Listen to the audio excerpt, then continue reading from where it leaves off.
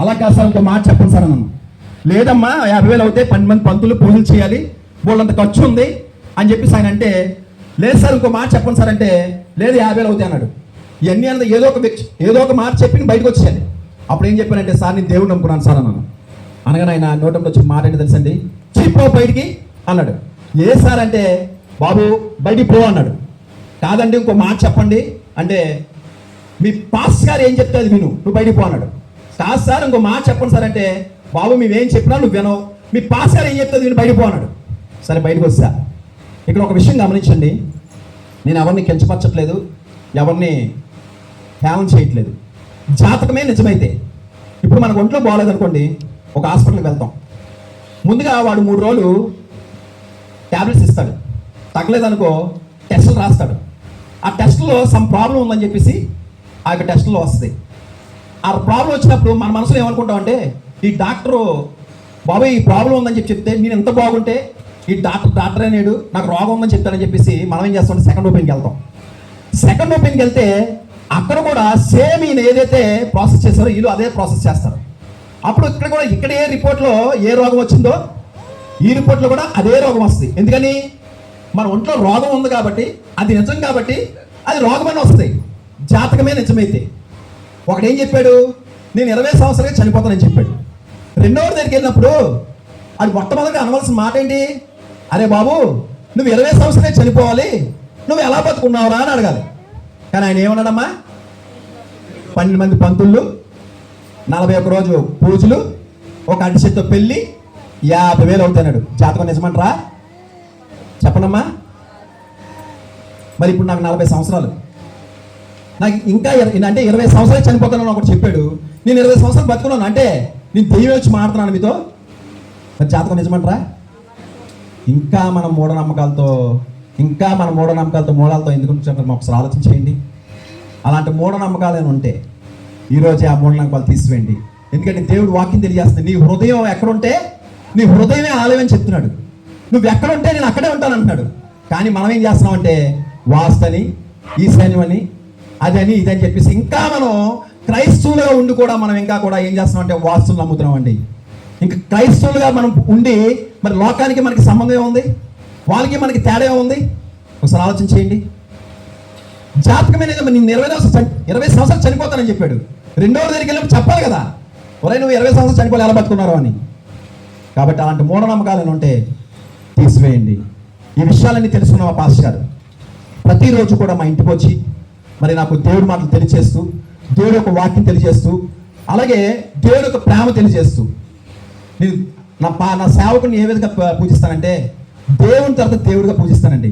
ఎందుకంటే మరి దేవుని ప్రేమను మనం డైరెక్ట్గా చూడలేం కాబట్టి ఆ ప్రేమ నేను నా సేవకులో చూస్తానండి. అలాగే నన్ను ప్రతిరోజు కూడా డ్యూటీకి వెళ్ళిపోవాల్సిన మనిషి డ్యూటీకి వెళ్ళి ఇంటికి వెళ్ళకుండా డైరెక్ట్గా మా ఇంటికి వచ్చి మరి నాకు ప్రతిరోజు కూడా నాకు దేవుడి మాటలు తెలియజేస్తున్నప్పుడు మళ్ళీ నాకు బ్రతకాలని కోరిక పుట్టిందండి, సంఘానికి వెళ్ళాలని కోరిక పుట్టిందండి. అయితే అలా వెళ్తున్నప్పుడు ఈ మా పార్ట్నరు మమ్మల్ని ఆదుకున్న కృతజ్ఞతతో నాకు ఇలా జరుగుతున్నప్పుడు ఎలా కాదు ఏదైనా పెళ్లి చేశానని చెప్పేసి మా పార్ట్నర్ ఒక సంబంధం తీసుకొచ్చాడు. సంబంధం తీసుకొస్తే ఆఖరికి నేనేం చేశానంటే ఆయన చెప్పిన సంబంధం కూడా ఒప్పిస్తున్నాను. తీరా అది ఏం సంబంధం, అమ్మాయికి ఆల్రెడీ పెళ్ళి అయిపోయింది. అయితే ఆయనకి సొంత మరదలు ఆయన చెప్పాడు, అయ్యో మా శివ ఇలాగా మా మరదలు ఉంది, పెళ్ళి అయిన 1 నెల రోజులకే వాడు పిచ్చి వచ్చింది, వాడు వదిలిసి పారిపోయాడు, మరి నువ్వు చేసుకుంటావా అని అడిగాడు. అయితే నేనేం ఆలోచించానంటే ఆయన నన్ను ఆదుకున్నాడు కదా, నా తండ్రి లేనప్పుడు నన్ను ఎవరూ ఆదుకోలేదు, ఆయన ఆదుకున్నాడు కాబట్టి ఆయన కృతజ్ఞతగా ఏదైనా చేద్దామని చెప్పేసి నేనేం చేస్తుంటే ఆ పెళ్లి చేసుకోవడం ఒప్పుకున్నాను. తీరా అమ్మాయి ఆయన చెప్పిన మాట ఏంటంటే, అమ్మాయికి 4 ఎకరాల పొలం ఉంది, 4 ఇల్లులు ఉన్నాయి. మా అమ్మ అంది, ఎందుకురా నీకు అలాగ, ఎందుకు ఆ పెళ్ళి ఎందుకు అంటే, కాదమ్మా కృతజ్ఞతగా పెళ్లి చేసుకుంటాను, ఆస్తి వస్తుంది కదా, డబ్బు వస్తుంది కదా అని చెప్పేసి అన్నాను. సరే అమ్మాయిని చూడడానికి వెళ్ళాను. చూడడానికి వెళ్ళిన తర్వాత ముందుగా వాళ్ళు ఏం చేశారంటే అమ్మాయిని చూపించకుండా 4 ఇల్లులను 4 ఎకరాల పొలం చూపించారు. నాకు ఆశ ఎక్కువైపోయింది, అమ్మ బాబాయ్ బాగుందరా బాబు అని. తీరా అక్కడికి వెళ్ళిన తర్వాత అమ్మాయిని చూపించారు. నేనేమో 6 అడుగులు ఉన్నాను, ఆ అమ్మాయి ఏమో 3 అడుగులు ఉంది. ఇదేంటి అలాగ ఉందనగానే సరే కూర్చున్నాం, చూసింది. నేను అబ్బాయితో మాట్లాడాలంది, నేను మాట్లాడుతాను లేదు, ఆ అమ్మాయి నాతో మాట్లాడతానంది. సరే మాట్లాడి లోపలికి వెళ్ళామని చెప్పేసి లోపల తలుపేసి లోపల కూర్చోబెట్టారు ఇద్దరిని. గంట సేపు అండి కూర్చోబెట్టి ఆ అమ్మాయి అడుగుతున్న ప్రశ్నలు ఏంటంటే, నువ్వు దేవుడిని నమ్ముకున్నావంట కదా, మరి దేవుడిని నమ్ముకున్న సినిమాలకు వెళ్ళకూడదంట, ఎవరు చెప్పండి కన్నాను. అంటే ఆ సినిమాలకు వెళ్ళకూడదని చెప్తున్నారంటే, దేవుడు వాక్యంతో మాట్లాడినప్పుడు సినిమాలు మానేద్దాం అమ్మా అన్నాను. ఆ బొట్టు పెట్టుకోకూడదంట కదా అని ఎవరు చెప్పండి కన్నాను. దేవుడు వాక్యంతో మాట్లాడినప్పుడు అప్పుడు బొట్టు తీసేద్దు కానీ అన్నాను. పువ్వులు పెట్టుకోకూడదు కదా అన్నాను, ఎవరు చెప్పండి కన్నాను. మళ్ళీ దేవుడు మాట్లాడతాడు అప్పుడు తీసేద్దు కానీ అన్నాను. సినిమాలకు వెళ్ళొచ్చా అంది, ఎవరు చెప్పాడు వెళ్ళొద్దని అన్నాను. మరి ఎవరో దేవుడు నమ్ముకోలేదు, ఎవరు సినిమాలకు వెళ్ళట్లేదు కదంటే ఎవరు చెప్పండి నీకు వాక్యంతో మాట్లాడడం మానేద్దు కానీ అన్నాను. అయితే వారానికి 3 సినిమాలు తీసుకెళ్తావా అంది. ఇదేంట్రా బాబు వారానికి 3 సినిమాలు తీసుకెళ్తానంటుంది అని చెప్పేసి తీసుకెళ్తానన్నాను. తీసుకెళ్తానని తర్వాత మరి ఈ అమ్మాయి గంట సేపు అండి నా బుర్ర తినేసింది. అమ్మో పెళ్లి కాకముందే ఏంట్రా బాబు ఈ ప్రశ్నలు వేస్తుందని చెప్పేసి నాకు భయం వేసింది. సరే బయటకు వచ్చాను, బస్సు ఎక్కాను. బస్సు ఎక్కిన తర్వాత ఆయన ఫోన్ చేశాడు, అమ్మ శివ ఎలా ఉంది అమ్మాయి అనగానే, సార్ సూపర్ సార్ అన్నాను. కాదమ్మా ఒకసారి ఆలోచించి, నీ జీవితం ఇది సెకండ్ మ్యారేజ్ కదా, మరి నువ్వేమో ఇలాగా ఆ మ్యారేజ్కి ఎలాగొప్పుకుంటావు, ఎవరైనా ఏమైనా అంటారంటే, లేదు సార్ నాకు చాలా బాగా నచ్చింది సార్ అన్నాను. ఏమి నచ్చింది నాకు? 4 ఎకరాల పొలమును 4 ఇల్లులు నచ్చే అమ్మాయి కాదు. అయితే సరే నేను బస్సులో అలా కొద్దిసేపు అలా పడుకున్నానండి. ఆలోచనలు వస్తున్నాయి లోపల. అమ్మాయి అడిగిన ప్రశ్నలన్నీ కూడా ఆలోచన చేస్తుంటే నాకు భయం పుట్టింది. అమ్మో మేము ఇప్పుడే కదా దేవుళ్ళని నమ్ముకున్నాం, దేవుళ్ళు నడుస్తున్నాం, ఈ అమ్మాయి ఏంటి ఇలా మాట్లాడుతుంది, ఇలా చేయకూడదని పాస్టర్ ఆల్రెడీ నాకు చెప్పారు. వీటన్నిటికీ మరి నేను లోకంలోకి వెళ్ళిపోతానేమో అని చెప్పి భయపడుతూ ఇంటికి వెళ్ళానండి. ఇంటికి వెళ్ళిన తర్వాత మా అమ్మ అడిగింది, ఏరా సభ ఏం చేద్దాం అనుకుంటున్నాం అంటే, వెంటనే మా అమ్మ ఒళ్ళో పడుకొని ఏడ్చానండి. ఏంటి నాకు ఈ బాధ, నాకేంటి కర్మ, డాడీ చనిపోయారు, ఎన్నో బాధపడ్డాను, ఎంతమందో కొట్టారు, సహించాను, ఒక అమ్మాయి చనిపోయింది, దురాత్మ అయింది, దాని నుంచి విడుదల వచ్చింది అనుకున్నాను. మళ్ళీ ఏమో ఒక అమ్మాయి ఏమో మ్యారేజ్ సెట్ అయ్యి అమ్మాయి వెళ్ళిపోయింది, ఇప్పుడేమో నాకు సెకండ్ మ్యారేజ్ చేస్తారమ్మా, నీ సెకండ్ హ్యాండ్ కన్నా అని చెప్పేసి మా అమ్మ ఒళ్ళో పడుకొని ఏడుస్తుంటే, ఒరే శివ ఏడవద్దురా, ఇష్టం లేదని చెప్పేద్దారా అంటే, వద్దమ్మా మరి కామేశ్వర గారు కదా మనల్ని ఆదుకున్నారు కదా, మరి ఆదుకున్న మనిషి మన కృతజ్ఞతగా మనం ఏం చేయాలని చెప్పి అన్నప్పుడు, మరి నేను నా బాధని పడతాను కానీ సర్లే నేను చేసుకుంటానమ్మా అని చెప్పేసి అంటే, ఉదయాన్నే ఫోన్ చేశానండి. 24 గంటలకు నా తల్లి మరి ఆ విషయం కోసం ఇద్దరం కూడా కన్నీరు కార్చి ప్రార్థన చేసామండి. ఇద్దరం కలిసి ప్రార్థన చేస్తున్నప్పుడు ఉదయం ఫోన్ చేశారు, అమ్మ ఏంటమ్మా మీ అబ్బాయి ఏమన్నాడంటే, సార్ మీ ఇష్టమే మా ఇష్టం అంటున్నాడు సార్ అన్నాడు. అలా కదమ్మా అమ్మాయిని చూశాడు కదా, ఏమన్నాడంటే, కాదు సార్ మీకు నచ్చితే చెప్పండి చేసుకుంటాం అన్నాడు. అయితే ఏంటమ్మా మరి పెళ్ళి ఎక్కడ చేద్దాం అనుకుంటున్నాం, మొట్టమొదటి క్రైస్తవ పెళ్ళి కాబట్టి మేము దేవుడు మందిరంలోనే చేస్తామని చెప్పేసి మా అమ్మ అంది. మా అమ్మ అంటే అమ్మాయి మరి బాప్తిసం తీసుకోలేదు, మరి తీసుకొని అంటుంది మరి ఏంటని, ఒకసారి పాస్ గారిని అడగండి, దేవుడు మందిరంలో ఫస్ట్ పెళ్ళి కాబట్టి దేవుడు మందిరంలోనే నాకు కావాలని మా అమ్మ పట్టింది. ఆ అమ్మాయి అంటది నేను బాప్తిసం తీసుకొని అంటది. వెంటనే పాస్ గారికి ఫోన్ చేసి ఇలాగ బాప్తిసం తీసుకొని అంటుంది, మరి దేవుడి మందిరంలో మీరు పెళ్లి చేస్తారని అడిగేది. బాప్తిసం తీసుకోకుండా నేను దేవుడి మందిరంలో పెళ్లి చేయను అన్నాడు ఆయన. ఆ అమ్మాయి ఏమో బాప్తిసం తీసుకొని అంటుంది, మా అమ్మ ఏమో దేవుడి మందిరంలో పెళ్లి కావాలంటది. అయితే ఏం చేద్దామా అంటే, పోనీ వదిలేండి సార్ అన్నాను అని చెప్పేసి మా అమ్మ అంటే, కాదమ్మా ఈ అబ్బాయి భవిష్యత్తు అన్నది, దేవుడి కన్నా నాకు ఎవరూ అక్కర్లేదండి, నాకు దేవుడే కావాలి, కాబట్టి మా దేవుడిని నమ్ముకున్న తర్వాత మొట్టమొదటి పెళ్లి దేవుడు మందిరంలో నా కొడుకు పెళ్లి చెయ్యాలి అని చెప్పేసి నా తల్లి గట్టిగా నిలబడింది. అవతల ఆ యొక్క వ్యక్తి కూడా నేను బాప్తిసం తీసుకోను అని చెప్పేసరికి, అయితే ఈ పెళ్లి క్యాన్సిల్ చేసుకున్నామని చెప్పేసి క్యాన్సిల్ చేసుకున్నామండి. 24 గంటలండి నా తల్లి విశ్వాసంతో మోకాలేసి మళ్ళీ ప్రార్థన చేసింది. ఆ ప్రార్థనకి దేవుడు 24 గంటలు తిరగకుండానే ఆ యొక్క ముళ్ళుని కూడా చిక్కుముడిని విడిచిపెట్టాడు.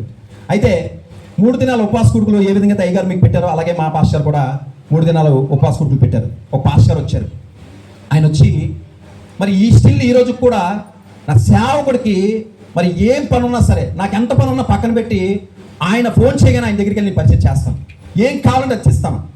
అలాగే ఆ పాస్టర్కి ఏం కావాలన్నా సరే నాకు ఫోన్ చేస్తే నేను తీసుకెళ్ళి ఇస్తుంటే ఆయన చూసి ఎవరి కుర్రోడు ఎంత బాగా పరిచయం చేస్తున్నాడు, 3 దినాలు ఈ అబ్బాయి ఉన్నాడని చెప్పంటే, ఒక మంచి సంబంధం ఏంటో చూడండి, మరి మంచి కుర్రోడు మంచి పరిచయం చేస్తున్నాడు మరి అని చెప్పేసి మా అయ్యగారు ఆ పాస్టర్తో చెప్పినప్పుడు, సామెతల గ్రంథం 31వ అధ్యాయం 10వ వచనంలో మాట రాస్తుందండి, గుణవతి అయిన భార్య దొరుకుట అరుదు, అది ముత్యము కన్నా అమూల్యమైనది. అలాంటి ముత్యము లాంటి అమ్మాయిని దేవుడు నాకు అనుగ్రహించాడని దేవుడి స్తోత్రం. హల్లెలూయా. ఎంత ముత్యం అంటే, రీసెంట్గా మా బామ్మకి మ్యారేజ్ అయింది. పెళ్లి బట్టలకు వెళ్ళినప్పుడు 20,000 పెట్టి నేను ఒక చీర చూశాను, చాలా బాగుంది, శోభా ఇది కొనుక్కో అన్నాను. అంటే బాగుందని తీసి రేట్ చూసిన తర్వాత 20,000 ఉంది. 20,000 ఆ రేట్ చూసిన తర్వాత నాకు వద్దండి అంది. ఏమే అంటే 20,000 సరే నాకెందుకండి, నాకు వద్దండి అంది. కాదే పెళ్ళి ఒకసారే కదా చేసుకునేది, కొనుక్కో అంటే నాకు వద్దంది. దేవుడు నాకు ఇచ్చిన దర్శనం ప్రకారం, ప్రభువా నీ పిలుపుకి అర్థం ఏంటి, నన్ను ఏ విధంగా ఎందుకు పిలుచుకున్నావు అని చెప్పేసి నీ దేవుడిని అడిగినప్పుడు, నీ చెప్పే సాక్ష్యము 4 గోళ్ళ మధ్య చెప్పే సాక్ష్యం కాదు, గాస్పుల్గా నువ్వు మీటింగ్స్ పెట్టాలి, గాస్పుల్గా నువ్వు నీ సాక్ష్యాన్ని వివరించు అని చెప్పేసి దేవుడు నాతో మాట్లాడినప్పుడు, ప్రభువాళ్ళు నిలబడి బలిపీఠం మీద నిలబడి సాక్ష్యం చెప్పడానికి అవకాశం ఇవ్వడం చాలా ఎక్కువ. మరి మీటింగ్స్ పెట్టండి, స్టేజ్ వేయండి, లైటింగ్ పెట్టండి, సౌండ్ సిస్టమ్ పెట్టండి, నేను వచ్చి సాక్ష్యం చెప్తాను, 4 ఆత్మలు రక్షించబడతారని చెప్పేసి అంటే ఎవరు పిలుస్తారు ప్రభు అన్నాను. నువ్వు పట్టుకెళ్ళు, నువ్వు తీసుకెళ్ళి తిమోతి అని చెప్పేసి దేవుడు నాతో మాట్లాడినప్పుడు, మరి రీసెంట్గా 3 లక్షల రూపాయలు పెట్టి సౌండ్ సిస్టమ్ కొన్నానండి. అలాగే సువార్త వారధి అని ఒక వ్యాన్ చేయిస్తున్నాం. మహేంద్ర వీరోని, అదేంటంటే బైక్ బ్యాక్ సైడ్ బాడీ తీయించి ఆ బాడీని రీమోడల్ చేయించి, అంటే అందులోనే వెహికల్తో పాటు వెళ్ళిపోయి అది గాస్పుల్గా రోడ్డు మీదకి వెళ్ళిన తర్వాత మొత్తం స్టేజ్ అయిపోద్ది. అలాగా ఇప్పుడు విజయవాడలో ఒక 10 డేస్లో అయిపోతుంది. ఈ నెలాఖరుగా రేపు 10వ తారీఖు కల్లా ఇచ్చేస్తానని చెప్పారు. 14 లక్షలు పెట్టి దేవుడు సువార్త కోసం నేను సౌండ్ సిస్టము ఈ వ్యానకు అవన్నీ కొన్నాను. 20,000 బండి 20,000 పెట్టి చీర కొంటానంటే వద్దంది. దేవుని కోసం 14 లక్షలు పెట్టి నేను ఆ యొక్క సిస్టమ్ అంతా తీసుకుంటే వద్దని చెప్పలేదండి. మరి గుణవత్తరాలేనంటారా? ఈరోజు భర్త చీర కొంటానంటే వద్దనే ఆడవాళ్ళు ఎంతమంది ఉన్నారండి? ఒకసారి చెయ్యత్రా అమ్మ. దేవుని స్తోత్రం అమ్మా. నీ పేరేంటమ్మా? మా ఆవిడకి చెప్తాను అందుకనే, అమ్మో పలానా సంఘంలో ఇంతవరకు ఏ సంఘంలో చెయ్యట్లేదు, ఈ సంఘంలో ఎత్తారు. దేవుని స్తోత్రం, హల్లెలూయా. అంటే తప్పుగా అనుకోవద్దు. అలాంటి మంచి భార్యని, ఎంత గుణవత్తరాలంటే నన్ను నడిపిస్తున్న నా భార్య నా చెయ్యి పట్టుకొని ఈరోజు నిలబడి నేను సాక్షి చెప్పగలుగుతున్నానంటే నా మొట్టమొదటిగా నా తల్లి ప్రార్థన, నా ఆత్మీయ తల్లిదండ్రుల ప్రార్థన, అలాగే నా భార్య కూడా. నా భార్య దేనికి కూడా వద్దందు. నన్ను నడిపిస్తున్న నా భార్య, నన్ను సరిచేస్తున్న నా భార్య, నా సహకారి, నా సాటైన సహకారి, నా చెయ్యి పట్టుకొని నువ్వు మాట్లాడుతుంది ఇలా మాట్లాడకూడదు, తప్పు అని చెప్తూ నన్ను సరిచేస్తున్న నా భార్య. మంచి భార్యని దేవుడు నాకు అనుగ్రహించాడు. అయితే పెళ్లి దగ్గర పడుతుండగా మరి నాకు విపరీతం జ్వరం వచ్చేది, విపరీతం తలనొప్పి వచ్చేది. మళ్ళీ మునుపటి స్థితిలోనే ఎలాగైతే చనిపోవాలనిపించేదో మళ్ళీ చనిపోవాలనిపించేది. మా పాస్టర్ని చూసి పారిపోతుండేవాడిని. అప్పటి వరకు పాస్టర్ పక్కనే ఉండే నేను మా పాస్టర్ పారిపోతుంటే, ఏంటి తిమోతి నా ప్రార్థన చేసుకోవడానికి కూడా రావట్లేదని చెప్పేసి ఒకరోజు నన్ను పట్టుకొని ప్రార్థన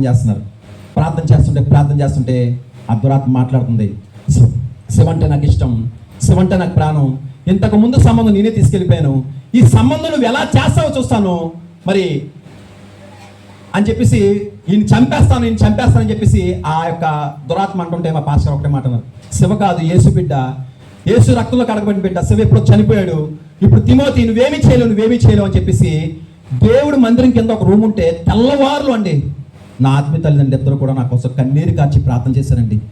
నా కన్న తల్లైనా సరే మరి ప్రార్థన చేయడం ఒక్క క్షణమైనా మర్చిపోతుందేమో కానీ నా ఆత్మీయ తల్లిదండ్రులు ఇద్దరు మాత్రం నా కోసం కన్నీరు కార్చి ప్రార్థన చేశారండి. ప్రార్థన చేస్తుంటే దురాత్మ అంటుంది, నేను చనిపోతున్నాను అంటే, నువ్వు ఆల్రెడీ చనిపోయి ఉన్నావే, నువ్వు చనిపోవడం ఏంటి, నువ్వు వెళ్ళిపోవడం సూచన ఏంటి అని చెప్పేసి ఆ దురాత్మ మాట్లాడుతున్నప్పుడు పక్కన ఉన్న ఒక అద్దాన్ని బొల్లుమని పగలగొట్టి ఆ దురాత్మ నాలోంచి బయటికి వెళ్ళిపోయిందని దేవుడి స్తోత్రం, హల్లెలూయా. నేను ప్రేమించిన అమ్మాయి నన్ను చంపడానికి చూసింది, నన్ను ప్రేమించిన నా దేవుడు మీ ముందు సజీవంగా నన్ను నిలబెట్టాడని దేవుడి స్తోత్రం, హల్లెలూయా. మరి పెళ్లి అంగరంగ వైభవంగా జరిగింది. మరి నా తల్లి మరి 40 డేస్ ఉపాస కుటుంలో 2 విషయాలు రాసుకుంది. ఒకటి, ప్రభువా మా ఆఫీస్ బోర్డు మాకు వచ్చేయాలి. 2, 50 గజాల స్థలం ప్రభా, 3 అంతస్తు బిల్డింగ్ కట్టి 4 అంతస్తు నీకు ఇస్తాను ప్రభా అని చెప్పేసి ఆ యొక్క 2 మాటలు రాసుకుంది. నేను మొట్టమొదటి మాట చూసి నవ్వుకున్నాను. ఇదేంటి 3 లక్షలు పెట్టుబడి పెట్టినాడు మనల్ని బయటికి పోమంటాడు కానీ మన ఆఫీస్ మనకెందుకు ఇస్తాడని చెప్పేసి నవ్వుకున్నాను. మనుషులకు సాధ్యం కాదు కానీ దేవునికి అసాధ్యమైంది ఏదీ లేదని దేవుడి స్తోత్రం, హల్లెలూయా. అలాగా దేవుడు ఒక చిన్న ముళ్ళు పెట్టి మరి మా ఆఫీసులో నమ్మకంగా పనిచేస్తున్న గుమస్తా ఏంటంటే, నేను మా పార్ట్నర్ ఆయనకి అలా బామ్మర్దిని నాకు పార్ట్నర్షిప్ అనుగించినప్పుడు నాకు వచ్చిన డబ్బులు కూడా ఆయన వాడేస్తుండేవాడు. నాకేంటంటే వచ్చిన డబ్బులు సరిపోతుండేవి కాదు. సరిపోకపోతే మరి నేను పాస్టర్ దగ్గరికి వెళ్ళి, అంటే మా పార్ట్నర్ దగ్గరికి వెళ్ళి అడిగాను, సార్ నా డబ్బులు సరిపోవట్లేదు, పార్ట్ టైం జాబ్ చేసుకుందాం అనుకుంటుంటే ఆయన ఏం చెప్పారంటే, అలా కదమ్మా మరి పార్ట్ టైం జాబ్, మరి ఆఫీస్ పరిస్థితి ఏంటి అన్నారు. దేవుడు నాకు ఇచ్చిన గొప్ప కృప ఏంటంటే నా వ్యాపారం అండి. నేను ఎక్కడికి వెళ్ళినా సరే ఫోన్తోనే వ్యాపారం. అలాగే ఇప్పుడు ఉన్నంతసేపు కూడా నా ఫోన్లు కాల్ డేట్ పెట్టేస్తాను, మా తమ్ముడికి వెళ్తాయి ఫోన్లన్నీ. అదే విషయం నేను తెలియజేశాను. అయితే ఒక పని చేయమా, 10 వరకు ఆఫీస్ కాడ ఉండి 10 తర్వాత మరి కన్స్ట్రక్షన్ ఫీల్డ్కి వచ్చి నెలకు 10,000 ఇస్తా అన్నాడు. సరే నేను ఆయన దగ్గరికి 10 వరకు ఆఫీస్ కాడ ఉండి మిగిలిన టైం అంతా నేను కన్స్ట్రక్షన్ ఫీల్డ్కి వెళ్ళేవాడిని. నాకు వచ్చిన డబ్బులు కూడా వాళ్ళ బామ్మది వాడేస్తుండేవాడు. నేను అదే విషయాన్ని ఆయన తెలియజేశాను. సార్ నా డబ్బులు వాడేస్తున్నాడు సార్ అంటే, ఏం చేస్తున్నాడమ్మా అంటే ప్యాగ్ ఆడుతున్నాడు సార్ అన్న. ఎలా కదమ్మా ఆ లక్కన అమ్మాలంటే రెడ్ హ్యాండ్కి పట్టుకోవాలని చెప్పేసి అంటే ఈ విషయాలన్నీ కుర్రోడు చెప్పాడు. 4-5 సార్లు పట్టుకున్నాం ప్యాగ్ ఆడుతుండగా. వాళ్ళ అక్కకి ఏం ఆలోచన వచ్చిందంటే ఇంట్లో విడిచిపెట్టి బయట ఎక్కువ ప్రేమిస్తున్నాడు అని చెప్పేసి ముందు ఆఫీస్లో ఉన్న ఆ కుర్రోడిని మానిపించేయాలి, ఎందుకంటే ఇవన్నీ విషయాలన్నీ చేర చేస్తున్నాడని చెప్పేసి ఆఫీసులో కుర్రోడిని మానిపించమన్నారు. నేనన్నాను 15 సంవత్సరాల నుంచి నమ్మకంగా పనిచేస్తున్నాడు సార్, మరి ఏదైనా కారణం చూపించి మానిపించేద్దాం సార్ ఒక్క మాట అన్నానండి. ఆ ఒక్క మాటకి మరి వాళ్ళ ఇంటికి రమ్మని చెప్పేసి 3 వ్యక్తులు కలిసి నన్ను రూమ్లో కొట్టి చంపబోయారు. ఎలా కొట్టారంటే, కొడుతుంటే నన్ను ఎందుకు కొడుతున్నారండి, నేనేం చేశానంటే నా మాటకే ఎదురు సమాధానం చెప్తారా నువ్వు, నేను పాతాల్లో తొక్కేస్తాను రా, నేను చంపేస్తానని చెప్పేసి నా కాలు పట్టుకొని రూమ్లో తీసుకెళ్ళి నా పేక మీద కాలేసి తొక్కి కొట్టి నన్ను చంపబోతుంటే నేను ఫోన్ ఆన్ చేసి వదిలేశాను. అరే వెంకు వీళ్ళు నన్ను చంపేస్తున్నారు అని చెప్పి అనగానే మా తమ్ముడు వచ్చాడు. కొట్టగల శక్తులు కూడా కొట్టలేదండి, ఎందుకంటే తాను తగ్గించుకున్నాడు. హెచ్చించబడ్డాను దేవుడు వాక్యం తెలియజేస్తుంది. ఆ రోజు తగ్గించుకున్నాను, ఈరోజు హెచ్చించబడ్డాను. దేవుడు స్తోత్రం, హల్లెలూయా. మరి వాడు కొడుతుండగా నేను పోలీస్ స్టేషన్కి వెళ్ళి కేసు పెట్టాను. పోలీస్ స్టేషన్కి వెళ్ళి కేసు పెడితే ఆ పోలీసు వాళ్ళు ఏం చేశారంటే, మొట్టమొదటిగా నేను ఎవరి మీద అయితే కేసు పెట్టానో వాళ్ళు తీసుకెళ్ళి లోపలేయకుండా నన్ను తీసుకెళ్ళి లోపలేస్తారు. ఇదేంట్రా అని లోపలికి వెళ్ళి నన్ను ఏంట్రా, ఎందుకంటే వాళ్ళు డబ్బున్న వాళ్ళు, అధికారులు, అలాగే రాజకీయ నాయకులు అందరూ వాళ్ళ చేతిలో ఉన్నారు కాబట్టి 25,000 ఖర్చు పెట్టి నన్ను సెల్ల వేస్తారండి. నేను మోకాలేసి ఏడుస్తున్నాను. మరి కీర్తన గ్రంథం 10వ అధ్యాయం 18వ వచనంలో మాట రాస్తుందండి, తండ్రి లేని వారిని, మరి నలిగిన వారిని, మరి న్యాయం తీర్చుటగా చెవి యొక్కి ఆలకించుతున్నా ఒక మాట రాస్తుంది. అంటే తండ్రి లేని వారు, నన్ను నలిగిన వారు అంటే మీలో ఎవరైనా సరే నలిగిపోయి ఉన్నారా? తండ్రి లేని వారే ఉన్నారా? నలిగిపోయి ఉన్నారా? ఈ మాట ద్వారా దేవుడు మీకు ఒక మాట తెలియచేస్తున్నాడు. నలిగిపోయిన నిన్ను న్యాయం తీర్చుటగా ఆయన చెవి యొక్కి ఆలకిస్తున్నాడు. ఈ రోజే మీకు గొప్ప కార్యం దేవుడు చేయబోతున్నాడు. దేవుడి స్తోత్రం, హల్లెలూయా. అలాగే మోకాలేసి ప్రార్థన చేస్తుంటే ఆ కన్నీటికి నా ఒళ్ళంతా తడిసిపోయింది. అది చూసిన పోలీసులు నవ్వుకుంటున్నారు. కానీ నా తల్లి మొట్టమొదటి విషయం ఏదైతే రాసుకుందో మా ఆఫీస్ బోర్డు మాకు దేవుడు అనుగ్రహించాడు. దేవుడి స్తోత్రం, హల్లెలూయా. అయితే పెద్దలందరిలో కూర్చోబెట్టి 6 నెలల్లో 65,000 రూపాయలు ఇవ్వాలని చెప్పి సెటిల్మెంట్ చేసుకుంటుండగా పెద్దల్లో కాగితాలు రాసుకుంటుంటే ఇప్పుడు నాకు ఆఫీస్ పెట్టడానికి 30,000 కావాలి. నా పెద్ద కుమారుడు డెలివరీకి మరి మా అత్తగారి ఇంటికి వెళ్ళారు, ఇక్కడ కొవ్వూరు దగ్గర మలవరం. వెళ్తే ఈ విషయాలు ఏం తెలియదు. నా భార్య ఫోన్ చేసింది, ఏమండి మొన్న 30,000 అడిగారు కదా, మరి డబ్బులు కావాలండి అని అడిగింది. యేసయ్యా ఎంత గొప్ప దేవుడు అయ్యా, పిండము రూపింపబడక ముందే మనం ఏమై ఉన్నామో ఆయనకి ఎరుగును. నా తలంతుల్లోకి రాకమునిపే నా అవసరం ఏంటో ఆయనకి తెలుసు కాబట్టి 30,000 అప్పుతో వ్యాపారం స్టార్ట్ చేసామండి. 2013 నవంబర్ 8 మరి 30,000 అప్పుతో వ్యాపారం స్టార్ట్ చేసాం. ఎంతలాగా ఆశించాడంటే దేవుడు, దినదినము నా తల్లి 3,000 రూపాయలు కూడా 300 రూపాయలు దశమకి ఇచ్చేదండి. ఆ 300 దశమగమే ఈరోజు మీ ముందు నన్ను నిలబెట్టింది. మా సంఘంలో ఒక వ్యక్తిని చూసి నేను ప్రేరేపించబడ్డా. ఆయనకన్నా ఎక్కువ ఇవ్వాలనుకున్నప్పుడు దేవుడు నన్ను ఆశ్రయించలా. నేను ఇస్తుంది సంఘానికి కాదు, నేను ఇస్తుంది సేవకుడికి కాదు, నేను ఇస్తుంది మనిషికి కాదు, నేను ఇస్తుంది నా దేవునికి ఎప్పుడైతే మనస్ఫూర్తిగా ఇచ్చానో ఆ రోజు నుంచి ఈ రోజు వరకు దేవుడు నన్ను దీవిస్తున్నాడు, నన్ను బలపరుస్తున్నాడు, నన్ను నడిపిస్తున్నాడు. దేవుడి స్తోత్రం, హల్లెలూయా. మరి తక్కువ సమయంలోనే నా 2 తమ్ముళ్ళు పెళ్లిళ్ళు చేశా. మరి నాకు 2 కుమారులు,